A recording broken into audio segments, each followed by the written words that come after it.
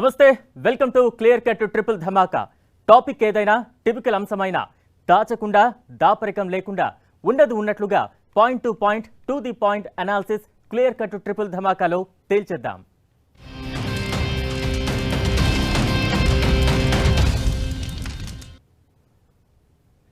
విజయవాడలో జరిగిన వాహన మిత్ర కార్యక్రమంలో ఏపీ ముఖ్యమంత్రి జగన్ చెప్పిన మాటల్లో రానున్న అసెంబ్లీ ఎన్నికలు కురుక్షేత్ర యుద్ధాన్ని తలపించనున్నాయి. అంటే కురుక్షేత్ర యుద్ధ స్థాయిలో ఇరుపక్షాలు వ్యూహ ప్రతివ్యూహాలను అస్త్రశస్త్రాలను సిద్ధం చేసుకుంటున్నాయి. అవసరమైన వారందరినీ ముగ్గులోకి లాగనున్నాయి. ప్రత్యర్థుల శక్తి సామర్థ్యాలను నిర్వీర్యం చేయడం అనేది యుద్ధ తంత్రంలో ఒక ముఖ్య వ్యూహం. పాలక పక్షమైన వైసీపీ ఈ యుద్ధ తంత్రంలో ముందడుగు వేయడమే కాక తొలి విజయం సాధించింది. అదను చూసి చంద్రబాబును దెబ్బ కొట్టింది. యుద్ధం గెలవాలంటే ప్రత్యర్థుల్లో ఏ ఒక్కరిని వదిలిపెట్టకూడదనేది, అంటే శత్రుశేషం ఉండకూడదనేది అందరికీ తెలిసిన నానుడే. ప్రభుత్వ వ్యూహము ఇదే. అందుకు చంద్రబాబు నాయుడుతో మొదలుపెట్టిన ఈ యుద్ధ తంత్రం ఇటు లోకేష్ను నిర్వీర్యం చేయడానికి రంగం సిద్ధమవుతోంది. తాజా పరిణామాలను నిశితంగా గమనిస్తే ఇది ఇంతటితో ఆగేది కాదని చంద్రబాబు భార్య భువనేశ్వరి, లోకేష్ భార్య బ్రాహ్మణిని కూడా కట్టడి చేసే మార్గాలపై పాలకపక్షం దృష్టి పెట్టిందనే అనుమానం కలుగుతోంది.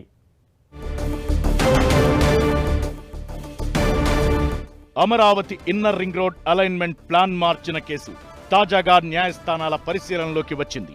అప్పుడు ముఖ్యమంత్రిగా ఉన్న చంద్రబాబు, రాష్ట్ర మంత్రిగా ఉన్న లోకేష్ ను ఈ కేసులో నిందితులుగా చేర్చడంతో ఈ వ్యవహారం కోర్టులకు చేరింది. ఈ కేసులో లోకేష్ కు 41A కింద నోటీసు జారీ చేసి విచారణకు పిలవనున్నట్లు సిఐడి అధికారులు తాజాగా కోర్టుకు విన్నవించారు.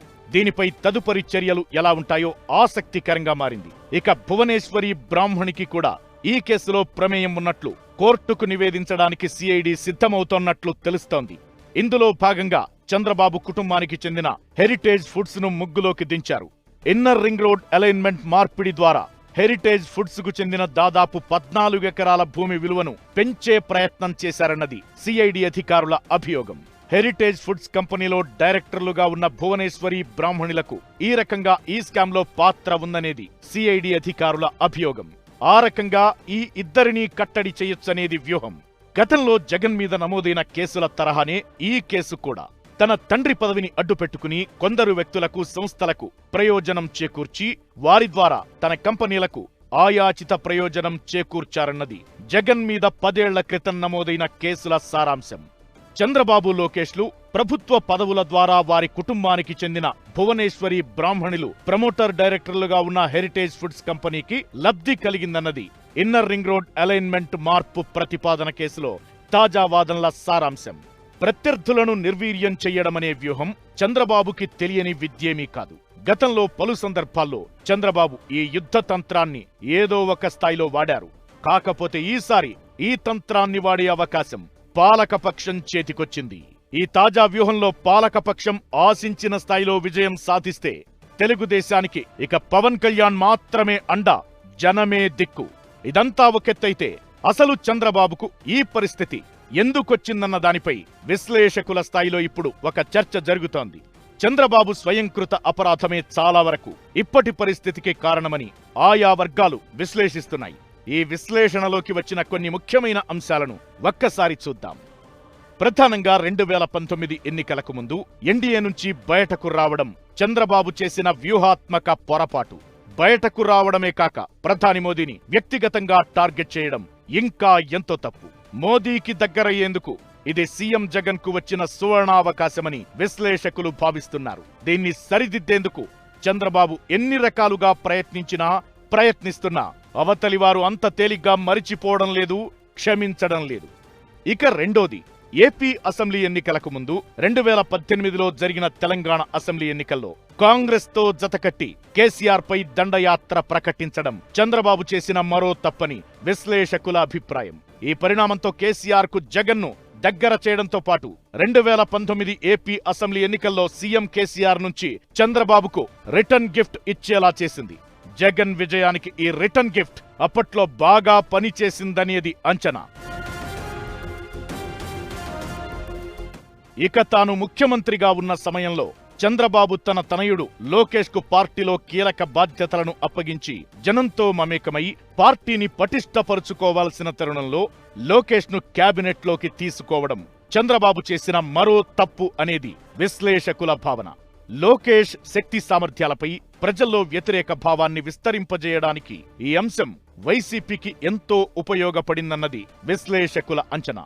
జనంలో తిరగాల్సిన వయసులో ఉన్న లోకేష్, పార్టీలో పట్టు సాధించాల్సిన అవసరమున్న లోకేష్ కేబినెట్ మంత్రిగా తన విలువైన సమయాన్ని ఎక్కువగా ప్రభుత్వ విధులకు ఉపయోగించి పార్టీని వదిలేశారనేది విశ్లేషకుల అభిప్రాయం. తెలుగుదేశం పార్టీలో తాను, తన కుమారుడు లోకేష్ కాకుండా ఇతర బలమైన నాయకులను తీర్చిదిద్దడంలో చంద్రబాబు సఫలీకృతం కాలేకపోయారన్న విస్తృత అభిప్రాయం విశ్లేషకుల్లో ఉంది. అభివృద్ధి చేస్తే చాలు, జనం తన వెంటే ఉంటారని, ఇదొక్కటీ చాలని చంద్రబాబు జనంపై అతి నమ్మకం పెట్టుకున్నారని ఆయన పార్టీ వారే అంతర్గతంగా చెబుతుంటారు. అభివృద్ధి మంత్రం కొంత ఉపయోగపడినా రాజకీయాల్లో రాణించాలంటే భారీ మంది మార్బలం ఉండాలని, తెగబడి కొట్లాడే నాయకులు పదుల సంఖ్యలో అవసరమని చంద్రబాబు ఇక్కడే తప్పులో కాలేశారని భావిస్తున్నారు విశ్లేషకులు. వీటన్నింటికంటే ముఖ్యమైన మరో అంశం చాలా సున్నితమైనది. ఇదేంటంటే చంద్రబాబు విస్తృతంగా అధికారం చలాయించిన కాలంలో పలు వ్యవస్థలను విజయవంతంగా మేనేజ్ చేశారని, ఈ మేనేజ్ చేసే పనిలో భాగంగా తన వారికి మేలు చేయడంతో దీనివల్ల ప్రత్యక్షంగానో పరోక్షంగానో ప్రభావితమైన వాళ్లు, నష్టపోయిన వాళ్లు ఇప్పుడు అదను చూసుకుని చంద్రబాబుకు తమ వంతుగా రిటర్న్ గిఫ్ట్ ఇస్తున్నారని కొందరు విశ్లేషకులు చెబుతున్నారు. ఇది నిజంగానే సున్నితమైన అంశం. ఇవన్నీ పాత సంగతులే. ఎప్పుడో జరిగిపోయిన వాటి గురించి ఇప్పుడు చర్చ ఎందుకనే అనుమానం రావడం సహజం. అసలు విషయం ఏమిటంటే ఎప్పుడో తీసుకున్న నిర్ణయాలు, చర్యల ప్రభావం కొన్నాళ్లకు కానీ కనిపించదు. అంటే 2014-19 కాలం, అంతకు ముందు అధికారంలో ఉన్నప్పుడు చంద్రబాబు చర్యల ప్రభావం ఇప్పుడు కనిపిస్తోంది. ఇందులో మంచి చెడ్డ ఏంటనేది తేల్చడం ప్రస్తుత అంశం కాదు. వీటి ప్రభావం ఎంత ఉందనేది ఇప్పుడు ప్రాముఖ్యత సంతరించుకున్న అంశం. ఇవన్నీ ఒకెత్తైతే చంద్రబాబుపై నమోదైన కేసుల్లో నిజమెంత, ఇవన్నీ న్యాయస్థానాల్లో నిలబడతాయా లేదా అన్న చర్చ కూడా ఇప్పుడు విస్తృతంగా నడుస్తోంది. అయితే ఈ అంశం ఇప్పట్లో తేలేది కాదు. కోర్టుల్లో విచారణ జరిగి నిజ నిర్ధారణ జరిగేసరికి చాలా సమయం పడుతుంది. ఈలోపు జరగాల్సింది జరిగిపోతుంది. మ్యాటర్ ఒకసారి కోర్టు పరిధిలోకి వెళితే దానికి సంబంధించి తక్షణం కోర్టు తీసుకునే నిర్ణయాలు కొంతవరకు టెక్నికల్ అంశాల ఆధారంగా ఉంటాయి. కేసులో నిజానిజాల నిగ్గు తేల్చడానికి చాలా సమయం పడుతుంది. అందుకే చంద్రబాబు కస్టడీ, బెయిల్, క్వాష్ పిటిషన్లపై తీర్పు వంటివన్నీ చాలా వరకు టెక్నికల్ అంశాల ఆధారంగానే జరుగుతున్నాయి. చంద్రబాబుకు ప్రస్తుతానికి ఉపశమనం కలిగించినా కలిగించకపోయినా ఇందుకు సంబంధించిన కీలక పాత్ర టెక్నికల్ అంశాలదే అవుతుంది ఇప్పటికీ. అందుకే చంద్రబాబు విషయంలో రానున్న రోజుల్లో న్యాయపరంగా ఏం జరగబోతున్నదనేది అంత తేలిగ్గా అంతుపట్టని ఉత్కంఠగా మారింది. ఎవరి మీదైనా కేసులు నమోదైనప్పుడు వాటి తక్షణ ప్రభావం కొంత ఉంటుంది. అంతిమ ప్రభావం ఏంటో తేలేసరికి చాలా సమయం పడుతుంది. జైలు, బెయిలు వంటివి తక్షణ ప్రభావాలు. వీటిని డీల్ చేయడము అంత తేలిక కాదు. ఉదాహరణకు జగన్ మీద 10 సంవత్సరాల క్రితం నమోదైన కేసులలో ఆయన 16 నెలలు జైల్లో ఉండొచ్చారు. ఆయన మీద కేసులు నిజమో కాదో ఇప్పటికీ తేలలేదు. ఇంకా చెప్పాలంటే విచారణే సరిగ్గా మొదలు కాలేదు. ఇప్పుడు చంద్రబాబు, లోకేష్లపై కేసుల తక్షణ ప్రభావం చూస్తున్నాం. మరి అంతిమ ప్రభావం తేలేదెప్పుడో. అయితే జగన్ తన కేసుల తక్షణ ప్రభావాన్ని తట్టుకుని నిలబడి జనంలో నెగ్గుకొచ్చారు. బలమైన నేతగా ఎదిగారు. చంద్రబాబు విషయానికొస్తే తక్షణ ప్రభావాన్ని తట్టుకుని నిలబడి జనంలో ఏ మేరకు నెగ్గుకొస్తారో కాలమే చెప్పాలి. అలవైకుంఠపురం సినిమాలో 2 విలన్ క్యారెక్టర్ల మధ్య ఒక సంభాషణ ఉంటుంది. ఛాన్సే లేదన్నావు అని ఒకరంటే, దేవుడే లేడన్నావు అని మరొకరంటారు. అంటే ఎప్పుడు ఏం జరుగుతుందో ఊహించడం కష్టమని ఈ సీన్ ఉద్దేశం. ఏపీ రాజకీయాలు కూడా ఇప్పుడు ఇలాంటి సంధి దశలో ఉన్నాయనిపిస్తోంది. ప్రస్తుత పరిస్థితి చూస్తే కేసులతో ఏపీ పరిణామాలు ఇంకొంతకాలం హై వోల్టేజ్ తో కూడిన హాట్ టాపిక్ గానే కొనసాగుతాయనిపిస్తోంది.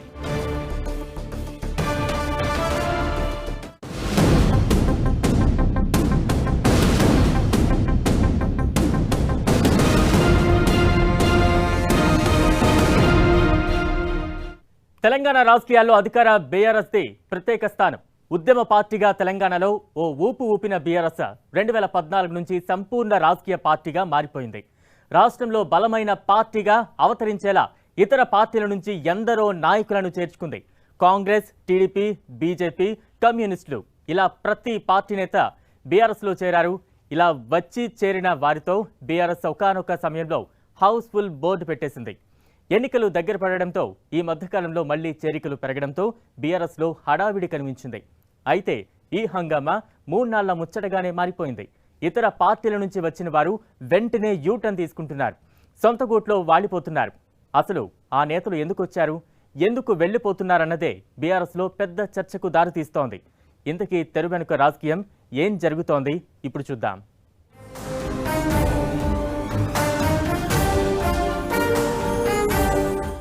అసెంబ్లీ ఎన్నికలను దృష్టిలో ఉంచుకుని అధికార పార్టీ కొన్ని రోజులుగా విపక్ష పార్టీలో బలమైన నేతలను కారెక్కించుకుంది. కొత్తగా వచ్చిన నేతల స్థాయికి తగ్గ పదవులు కట్టబెడతామనే హామీలు ఇచ్చింది. జిల్లా స్థానిక పరిస్థితులకు అనుగుణంగా హామీలు గుప్పిస్తుండటంతో బీఆర్ఎస్ లో ఈ మధ్య చాలా మంది నేతలే చేరారు. వరుసగా 2 సార్లు అధికారంలోకి రావడం, వచ్చే ఎన్నికల్లోనూ బలమైన పక్షంగా నిలవడంతో బీఆర్ఎస్ లో చేరేందుకు నేతలు క్యూ కడుతున్నారు. ఇలా చూస్తే గులాబీ పార్టీలో చేరుతున్న నేతల సంఖ్య కొన్ని నెలలుగా పెరుగుతూనే వస్తోంది. అయితే ఇలా చేరిన నేతలు ఎన్నాళ్లూ ఉండటం లేదు. తిరుగుటపాలో తిరిగి సొంత గూటికి వెళ్లిపోతుండటంతో అధికార పార్టీకి షాక్ తగులుతోంది.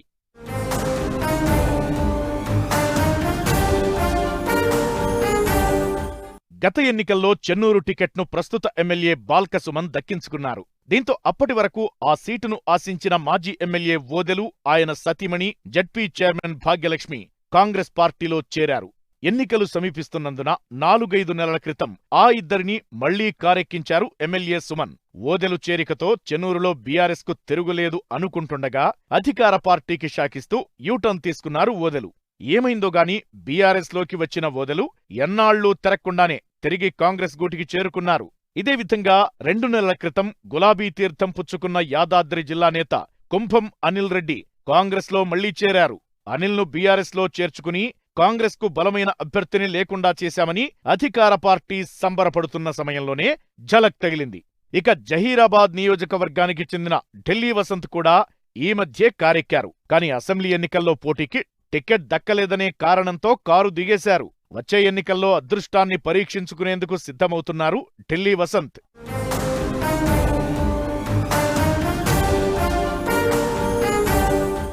ఈ ముగ్గురే కాకుండా ఈ మధ్య కాలంలో అధికార పార్టీలో చేరిన కొంతమంది నేతలు అసంతృప్తితో ఉన్నా ఇప్పటికిప్పుడే పార్టీ మారితే తప్పుడు సంకేతాలు వెళతాయన్న అభిప్రాయంతో సైలెంట్ గా ఉన్నట్లు గుసగుసలు వినిపిస్తున్నాయి. పార్టీ పరిణామాలపై గులాబీ పార్టీ పెద్దలు కూడా సీరియస్ గా దృష్టి పెడుతున్నట్టు తెలుస్తోంది. రాబోయే రోజుల్లో పార్టీలో మరిన్ని చేరికలతో పాటు వలసలు ఉంటాయని అంచనా వేస్తోంది గులాబీ పార్టీ. అందులో భాగంగా కాంగ్రెస్, బీజేపీ అసంతృప్త నేతలతో టచ్లో ఉన్నట్టు తెలుస్తోంది. ఎన్నికల ముందు విపక్ష పార్టీలను డిఫెన్స్ లో నెట్టేందుకు కీలక నేతలను కారెక్కించుకుని విపక్షాలకు చెక్ పెట్టాలన్న యోచనలో అధికార పార్టీ ఉన్నట్లు ప్రచారం జరుగుతోంది. ఇదే సమయంలో కారులో కుదురుకోని నేతలను ఓ కంట కనిపెడుతూ వారు ఎటూ కదలకుండా చూసేందుకు స్కెచ్ తయారు చేస్తోందని బీఆర్ఎస్ వర్గాల సమాచారం.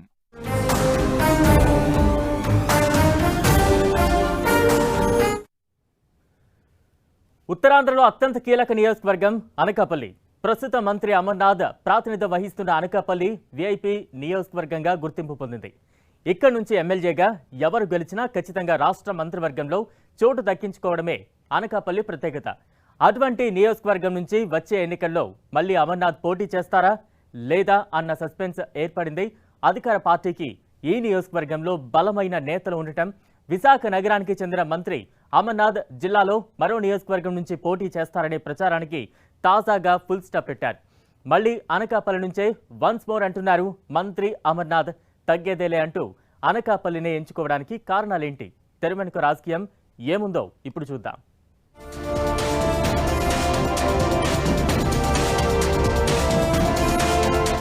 మంత్రి అమర్నాథ్ వచ్చే ఎన్నికల్లో ఎక్కడి నుంచి పోటీ చేస్తారన్న దానిపై ఉత్తరాంధ్రలో పెద్ద చర్చ నడిచింది.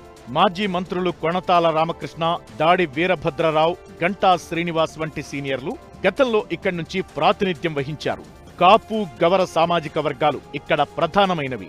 అనకాపల్లిలో తొలి నుంచి గవర నేతల ఆధిపత్యం కొనసాగగా 2009లో ఈ లెక్కలను మార్చేశారు మాజీ మంత్రి గంటా శ్రీనివాసరావు. 2019లో ఈ విధానాన్నే పాటించి సక్సెస్ అయింది వైసీపీ. గత ఎన్నికల్లో అనకాపల్లిలో గెలిచిన గుడివాడ అమర్నాథ్ సీఎం జగన్ మంత్రివర్గంలో చోటు దక్కించుకున్నారు. తొలిసారి ఎమ్మెల్యేగా గెలిచిన మంత్రిపీఠం దక్కిన వాళ్లలో అమర్నాథ్ ఒకరు. ఎమ్మెల్యే అయిన తొలి రోజు నుంచి నియోజకవర్గంపై ప్రత్యేక ముద్ర వేసుకోవాలనే ప్రయత్నం చేస్తున్నారు మంత్రి అమర్నాథ్. మొదట్లో అంతా సానుకూలంగానే కనిపించిన తరువాత గ్రూపుల గోల ఎక్కువైంది. వీలు చిక్కిన ప్రతిసారి మంత్రి, ఎంపీ సత్యవతి, మాజీ మంత్రి దాడి వీరభద్రరావు వర్గీయులు రాజకీయ వేడిని రాజేస్తూనే ఉన్నారు. ఈ క్రమంలోనే వచ్చే ఎన్నికల్లో మంత్రి అమర్నాథ్ అనకాపల్లి నుంచి మరోసారి పోటీ చెయ్యరనే ప్రచారం విస్తృతంగా జరిగింది. యలమంచిలి లేకపోతే పెందుర్తి సీటును సేఫ్ జోన్ గా భావిస్తున్నారనే ఊహాగానాలు ఎక్కువయ్యాయి. అదే సమయంలో కాపు సామాజిక వర్గానికి అనకాపల్లి ఎంపీ టికెట్ కేటాయించాలనే ఆలోచనలో వైసీపీ హైకమాండ్ ఉందనే సమాచారం ఊపు తెచ్చింది. 2014లో మంత్రి అమర్నాథ్ అనకాపల్లి ఎంపీగా పోటీ చేసి ఓడిపోయారు. మళ్లీ ఎంపీగా అమర్నాథ్ పేరును పరిశీలిస్తారనే ప్రచారం ఎక్కువగా జరుగుతోంది. దీంతో ఎమ్మెల్యే టికెట్ పై కన్నేసిన సీనియర్ నేత దాడి వీరభద్రరావు, ఎంపీ సత్యవతి వర్గాలకు కలిసొచ్చాయి. ఇక్కడి నుంచే ఎత్తులు పై ఎత్తులు మరింత విస్తృతం కాగా మంత్రి వర్సెస్ దాడి వర్గంగా వ్యవహారం ముదిరి పాకాన పడింది.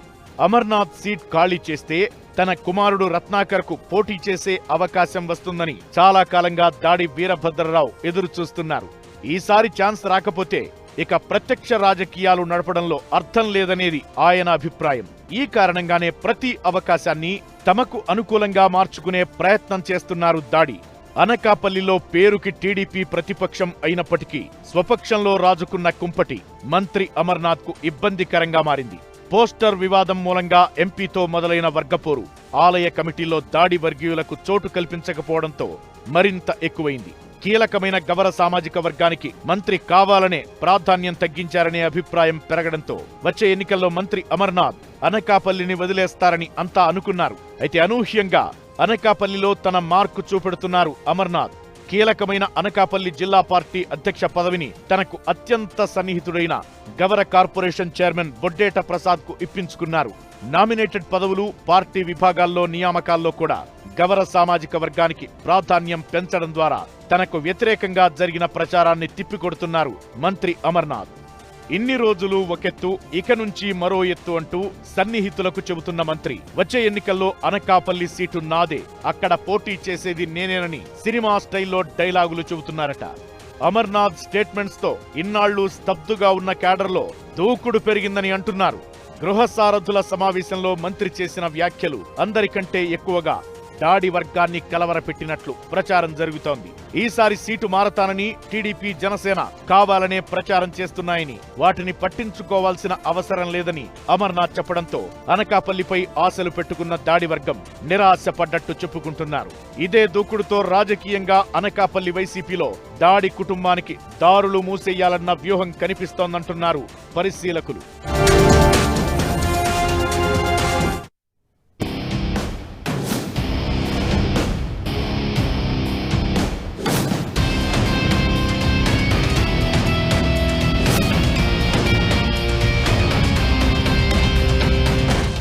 వనపర్తి సంస్థానంలో రాజకీయం ఆసక్తికరంగా నడుస్తోంది. రాష్ట్ర వ్యవసాయ మంత్రి నిరంజన్ రెడ్డి పోటీ చేస్తున్న వనపర్తి అధికార పార్టీకి ప్రతిష్టాత్మకంగా మారింది. గత ఎన్నికల్లో బీఆర్ఎస్ తొలిసారి గెలిచిన ఈ స్థానాన్ని మళ్లీ నిలుపుకోవడం మంత్రి నిరంజన్ రెడ్డికి కత్తి మీద సాములా మారింది. మంత్రిపై వ్యతిరేకత కనిపిస్తున్న విపక్ష కాంగ్రెస్లో మూడు ముక్కులాట నడుస్తుండడం మంత్రికి కలిసొచ్చేలా కనిపిస్తోంది. కాంగ్రెస్ సీనియర్ నేత చెన్నారెడ్డి మరోసారి పోటీకి సై అంటున్న ఇంకో ఇద్దరు నేతలు రేసులో ఉండడంతో టికెట్ ఎవరికి దక్కుతుందన్నది ఆసక్తి రేపుతోంది.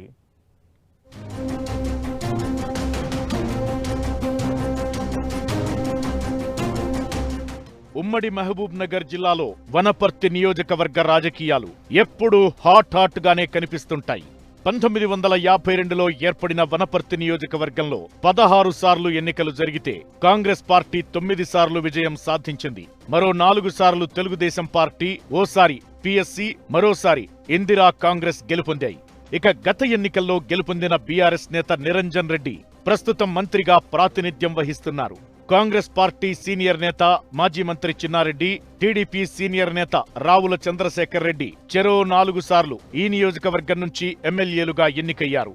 తెలంగాణ ఆవిర్భావం వరకు చిన్నారెడ్డి, చంద్రశేఖర్ రెడ్డి మధ్య రాజకీయం నువ్వా నేనా అన్నట్లు సాగుతుండేది. 2014 తరువాత టీడీపీ పత్తా లేకుండా పోయినా ఆ పార్టీని వీడకుండా కేడర్ను కాపాడుకుంటూ వస్తున్నారు రావుల చంద్రశేఖర్ రెడ్డి.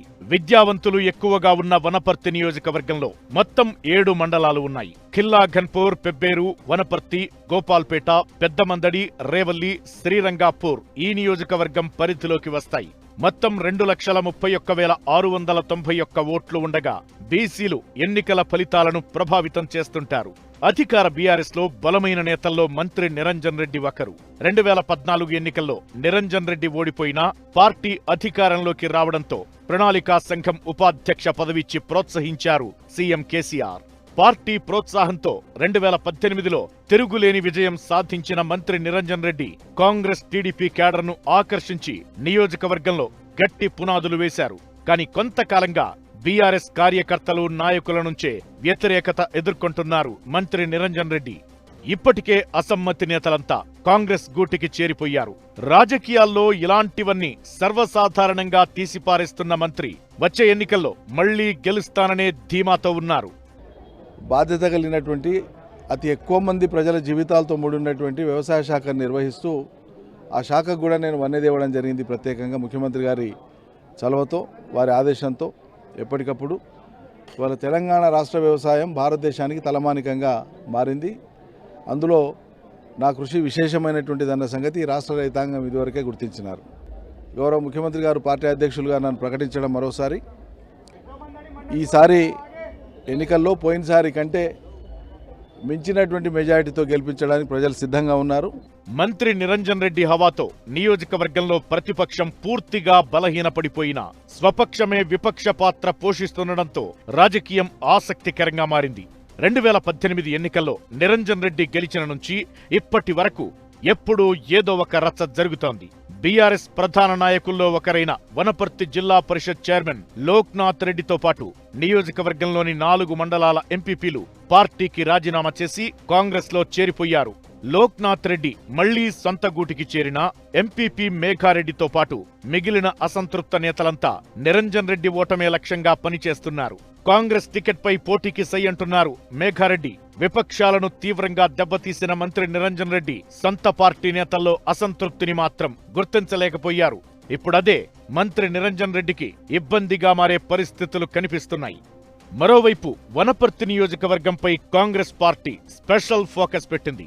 ఒకప్పుడు తమ కంచుకోటను మళ్లీ నిలబెట్టుకోవాలని తహతహలాడుతోంది కాంగ్రెస్ హైకమాండ్. పీసీసీ అధ్యక్షుడు రేవంత్ రెడ్డి సొంత జిల్లా కావడంతో వనపర్తి గెలుపు రేవంత్ కు ప్రతిష్టాత్మకంగా మారింది. కొత్తగా పార్టీలో చేరిన నాయకులతో వనపర్తి సీటుకు కాంగ్రెస్ లో ఫుల్ డిమాండ్ ఏర్పడింది. ఈ పరిస్థితుల్లో సీనియర్ నేత చిన్నారెడ్డి మళ్లీ బరిలో నిలుస్తారా లేదా అన్న సస్పెన్స్ నెలకొంది. యూత్ కాంగ్రెస్ నాయకుడు శివసేనారెడ్డి, కాంగ్రెస్ లో కొత్తగా చేరిన బీఆర్ఎస్ నేత మేఘారెడ్డిలు కాంగ్రెస్ టికెట్ కోసం విశ్వ ప్రయత్నాలు చేస్తున్నారు.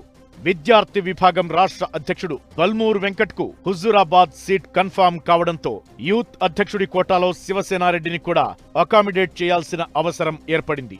అటు రాహుల్ టీంతోనూ శివసేనారెడ్డికి సన్నిహిత సంబంధాలే ఉండటంతో ముగ్గురి మధ్య పోరు ఆసక్తి రేపుతోంది. మరోవైపు మాజీ ఎమ్మెల్యే టీడీపీ సీనియర్ నేత రావుల చంద్రశేఖర్ రెడ్డిని పార్టీలోకి తీసుకుని ఆయనను బరిలోకి దింపాలని ప్లాన్ చేస్తున్నారు PCC chief Revanth Reddy. Ticket ఎవరికిచ్చినా ఈసారి వనపర్తి కోటలో కాంగ్రెస్ జెండా ఎగరేస్తామంటున్నారు కాంగ్రెస్ నాయకులు. వనపర్తిలో పాగా వేసేందుకు అధికార బీఆర్ఎస్, కాంగ్రెస్ రకరకాల వ్యూహాలు రచిస్తుండగా బీజేపీకి ఇంతవరకు సరైన లీడరే కనిపించడం లేదు. మంత్రి నిరంజన్ రెడ్డిని తట్టుకుని నిలబడే అంగ అర్ధబలాలు ఉన్న నాయకుడి కోసం అన్వేషిస్తోంది కమలం పార్టీ.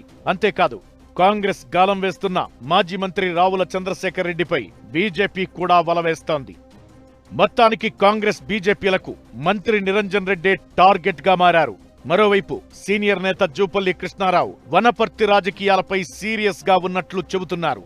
మంత్రి నిరంజన్ రెడ్డితో పొసగక బీఆర్ఎస్ నుంచి బయటకొచ్చిన జూపల్లి మంత్రి ఓటమిని వ్యక్తిగత ప్రతిష్టగా తీసుకున్నారు. పక్క నియోజకవర్గానికి చెందిన జూపల్లికి వనపర్తిలో మంచి సంబంధాలే ఉన్నాయి.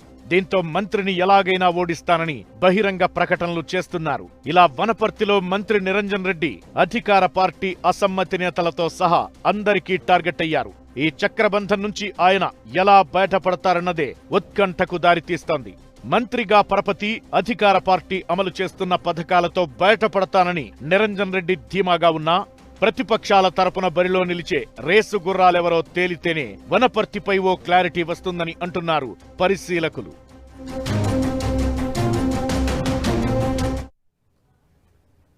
ఇది వాటి clear cut triple Dhamaka. Stay tune to 10 TV, the unbiased news channel.